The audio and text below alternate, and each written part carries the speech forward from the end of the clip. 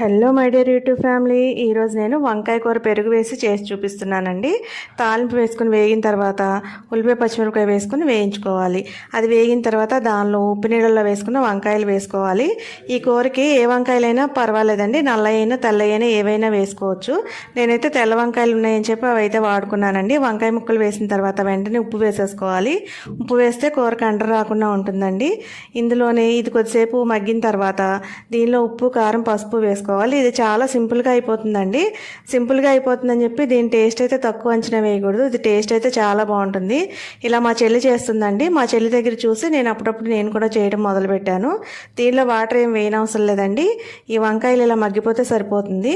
దీనిలో కూర అంతా మగ్గిపోయిన తర్వాత పొయ్యి కట్టేసుకొని మేగడతో సహా పెరుగు వేసుకోవాలండి.